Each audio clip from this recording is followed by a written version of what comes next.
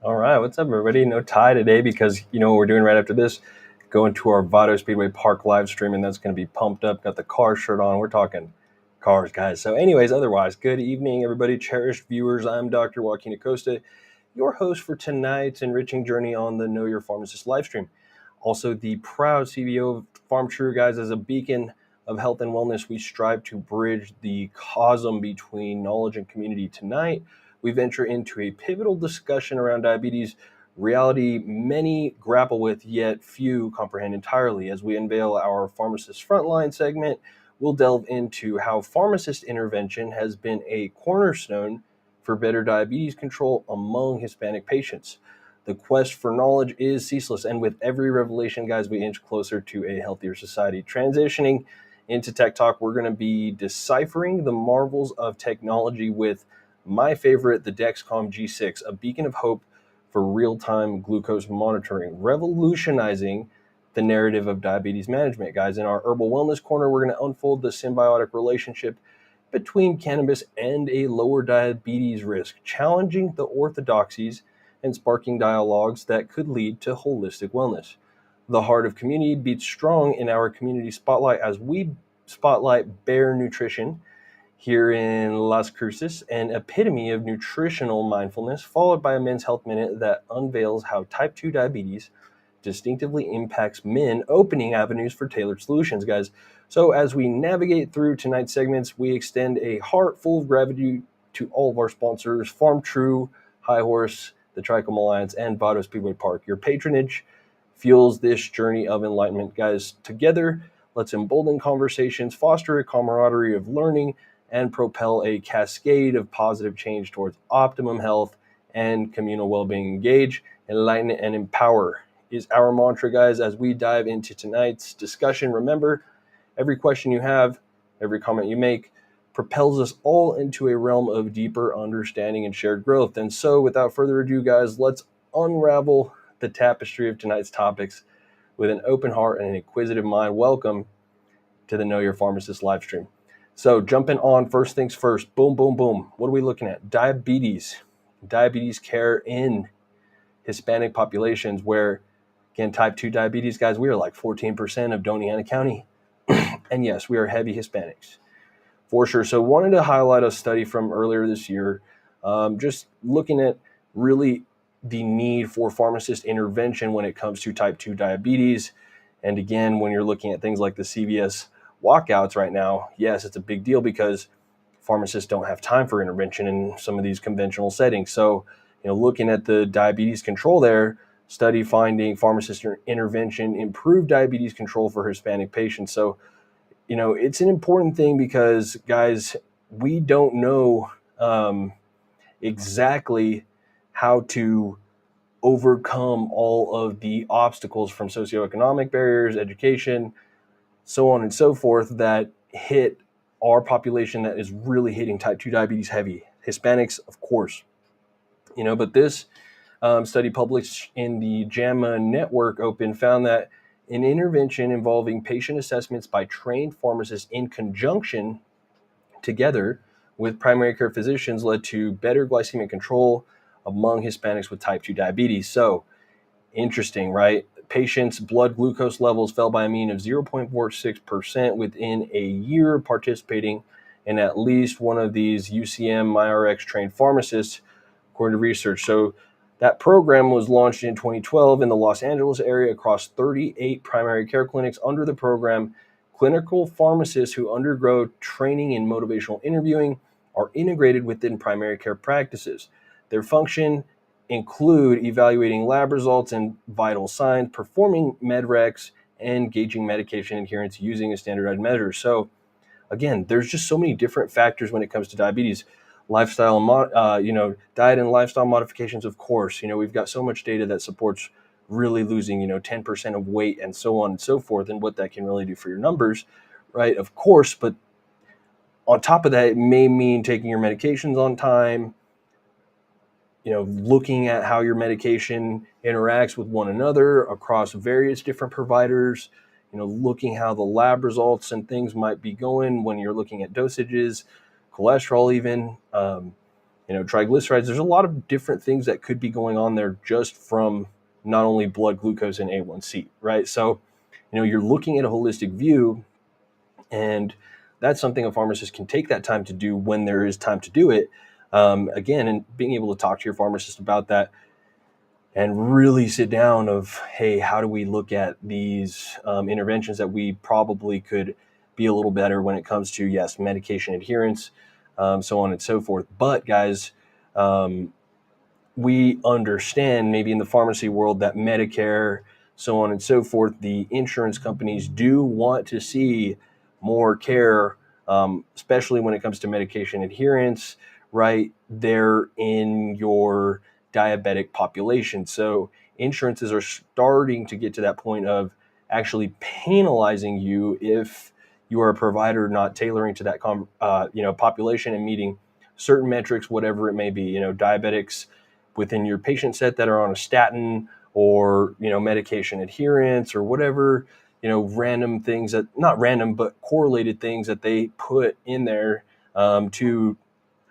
try to use the insurance in a way that is helpful towards that overall care plan and the goal. Because you don't want to, you got diabetes as a billion-dollar industry here, and the medication for it, plus 50 billion probably in spend every year. Where that's coming from in terms of when things are not dispensed properly or whatever it may be, you could be having brand name medications getting thrown in the trash sometimes. So it could be a giant mess, and however that mess gets there, that's the question. So, that's what we're talking about here in our Pharmacist Frontline Diabetic Control Breakthroughs. Really, the end of the day, encouragement that I want to tell everybody: yes, talk to your pharmacist, take that time, find that pharmacist who will work with your providers, right, to coordinate your care, to really look at what your medication adherence is looking like. Granted, you can have MTM reviews from your insurance and things like that, where they'll schedule a pharmacist to come and give you a call or meet with you and go over these things. Sometimes, especially if you're Medicare over 65, some pharmacists are just really good and compassionate and understand that they need to take that time out of the day to give you that information. So I want to make people more aware that, yes, you should be asking for these things. You should be having more of a cohesive, teamwork there between your pharmacists, your healthcare providers, so on and so forth, patients and caregivers, right? So very cool. All right, moving on to the tech talk, guys, talking about the Dexcom revolution again, sharing this one because it is truly, my favorite when it comes to glucose monitoring.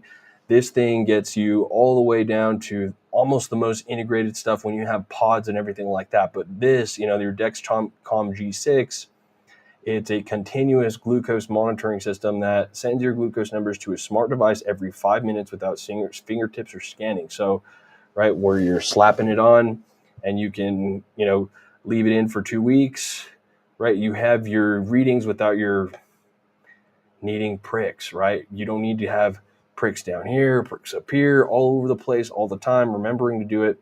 You could perhaps just look at your Apple Watch and know, right, what your blood sugar is. So again, how convenient could that be when it comes to the management of things? Because you do have a lost follow-up when it comes sometimes to having to be adherent to taking your blood glucose all the time. Some people are so good and in tune with their body that they can keep themselves in a certain particular place there. But, having that accurate reading at all times is going to be much better.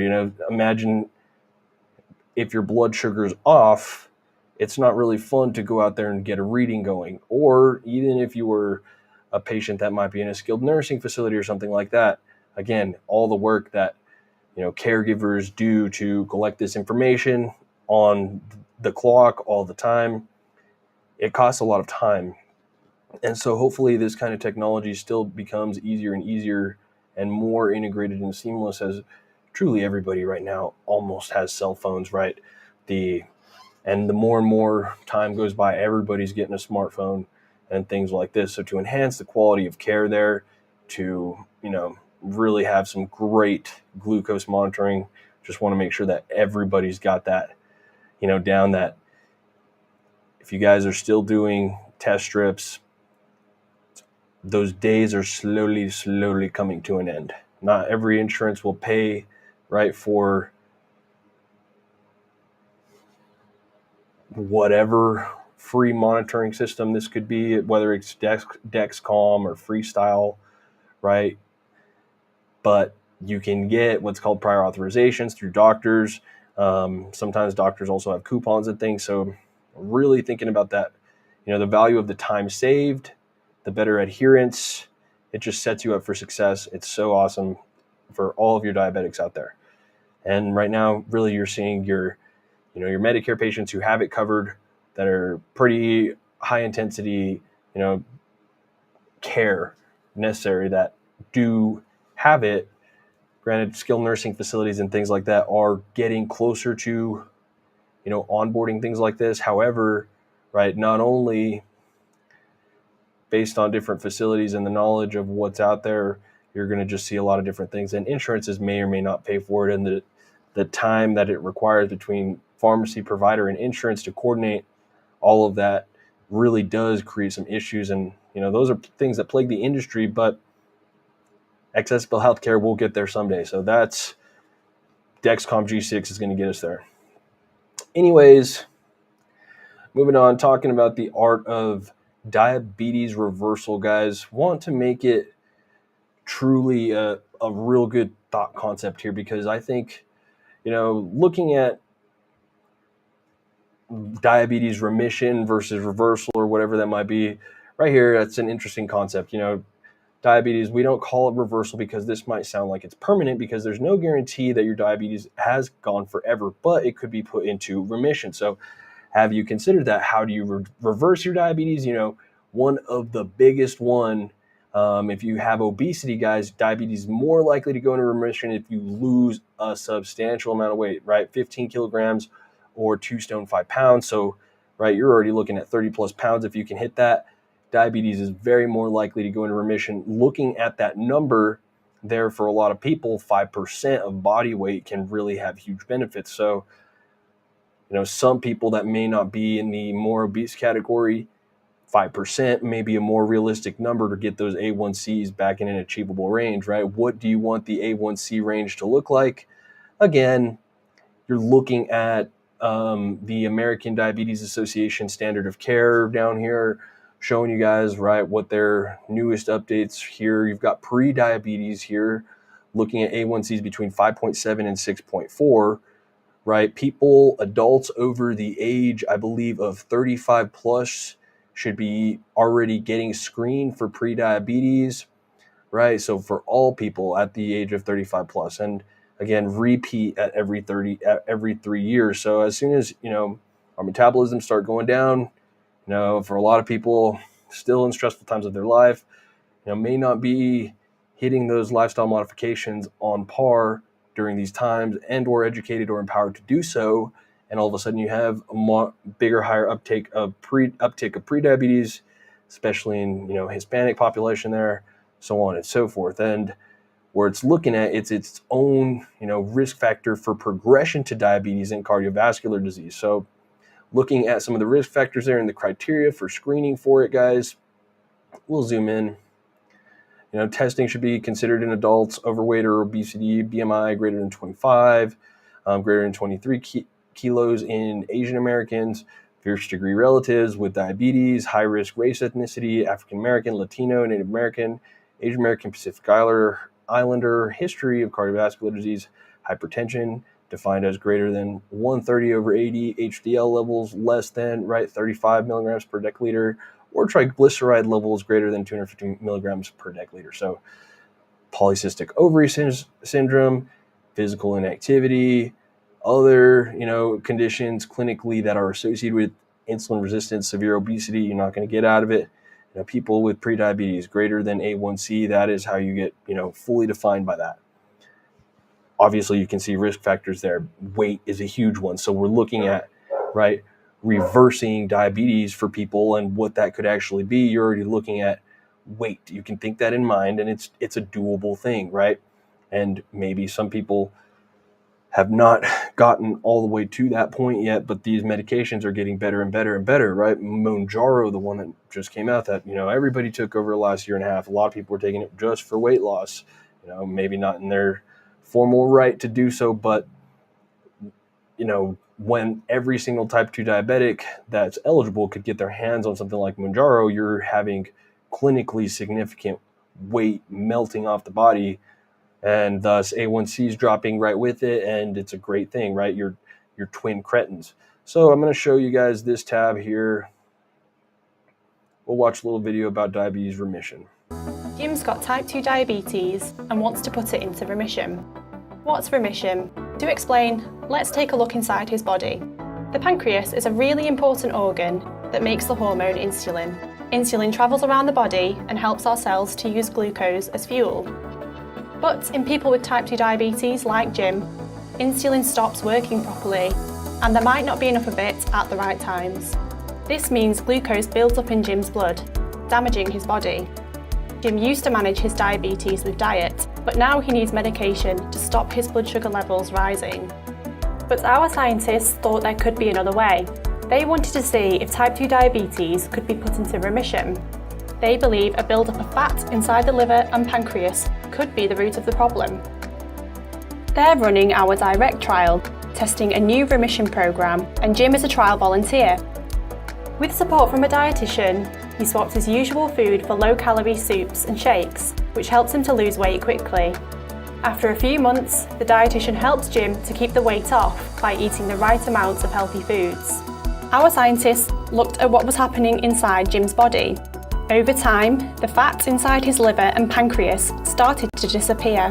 His pancreas is now making the right amount of insulin at the right time, and his insulin is starting to work properly. This means that Jim's blood sugar levels are healthy without needing any diabetes medications. He's in remission. Jim still has an annual review with his doctor, but he's now much healthier, back out on his bike and running after the family. He's likely to have a lower risk of diabetes complications, like heart disease. It's life-changing. Remission isn't possible for everyone, but losing extra weight has lots of benefits. Better sleep, you can move more easily, and you can feel better emotionally and physically. It can also help to reduce your risk of diabetes complications, and you might need fewer diabetes medications. The weight management program tested by our scientists is amongst the strongest evidence we have for remission so far. But there are different ways to lose extra weight. Find something that works for you. There's still a lot we don't know about remission. We want to help people keep their weight healthy and stay in remission. We also want a treatment that works for people of different ethnicities or who are a healthy weight already. That's why our scientists are working hard to build our knowledge, so that together we can make remission a reality for as many people as possible. So, right, Diabetes UK, maybe we can take a couple lessons from there, because obviously here, whatever we're doing right now in America is not working. No, but either way, I think I'm just kidding. That's a, critical thing there that I think is very important to highlight. Again, diabetes may not be reversible for every single person ever, but, the benefits of losing a lot of weight when it comes to diabetes are tremendous. There's medications out there that help you do it. Staying on them adherently, the right way at the right time, can really, really help you do it. You don't have to do it necessarily alone by just diet, alone and lifestyle modifications. So for those that are on that side of that spectrum of type 2 diabetes, extremely overweight, right, you are a great candidate for Mounjaro, right? If you have cardiovascular risk, Ozempic, right? Very, very, very, very, very good medication to help you melt those pounds away. So moving on, guys, in the Herbal Wellness Corner, sponsored by High Horse Cannabis Company, guys. Cannabis conversations, talking about cannabis in, the impact of it on glucose, insulin, and insulin resistance among U.S. adults. So because there's not a lot of data right now, you're going to see, maybe if you do some online research, maybe like the benefits of CBD or THCV to insulin response and glucose. And again, there's just so little amount of data there that you cannot sit there and say what specific phytocannabinoid is doing what for diabetes control. But what's interesting is kind of looking at it as a whole, where cannabis users often are profiled as your sedentary, overweight kind of people. Technically, those numbers are not necessarily reflecting what is the truth there. So showing that underneath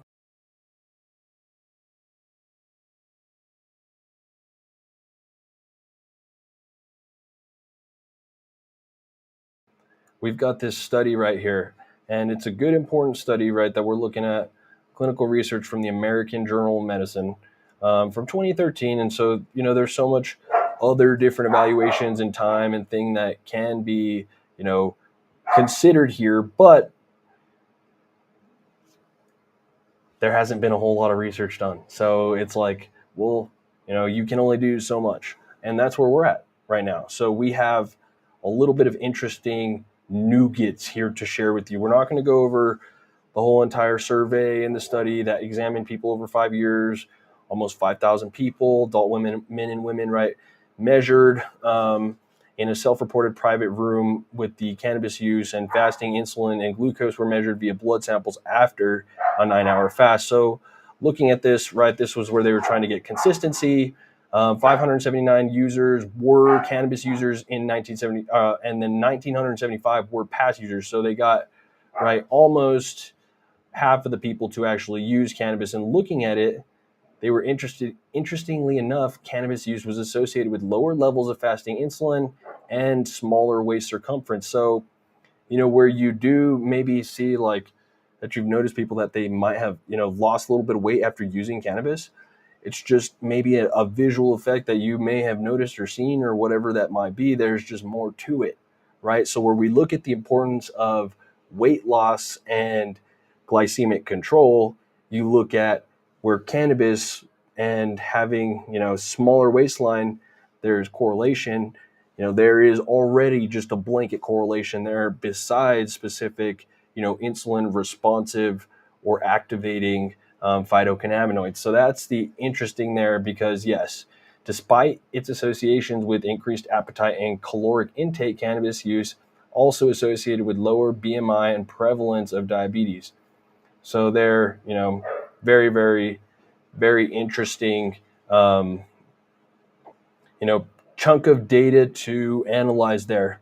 So you look at the whole thing and you can discuss it multiple different ways. But again, I think out of the larger amounts of studies that you can see, it's going to be interesting to see where cannabis use in people and overall amounts of, smaller waistline and weight loss are, correlated there. And I don't think we have a whole lot of understanding on the mechanisms of it yet, but I think it's pretty interesting to consider for sure.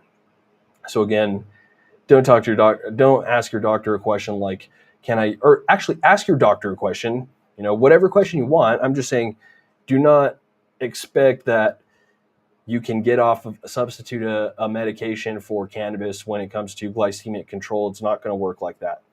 Maybe cannabis may be helpful in controlling some of the symptoms or side effects of diabetes, such as maybe chronic pain or inflammation, things there.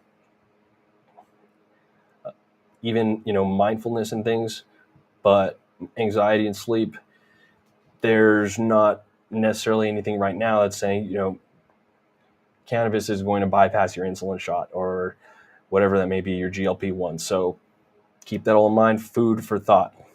No pun intended. Moving on, guys, our community spotlight wanted to spotlight Bear Nutrition. They are over here in Las Cruces, New Mexico. This is an awesome dietitian here, and basically, yeah, Amanda Esquivel can get it covered by insurance. She can book appointments with just general people. She does oncology nutrition, pediatric nutrition, general nutrition. When it comes to weight loss and looking at weight loss, again, the Mediterranean diet is like one of your number one factors there. And when you have a registered dietitian that understands these kinds of things and how to get you on track and can really look at not only your labs, your meds, your numbers, your lifestyle, a dietitian in that regard is a very, very good, partner in your health journey there. So wanted to make sure that everybody has the connection to a quality dietitian here in Las Cruces. That's Bear Nutrition. Putting them in the comments. Awesome. That's our community spotlight for today. Last thing, guys, as you see me with no tie today, you know what I'm doing? I'm doing racetrack interviews after this. So Vado Speedway Park, baby.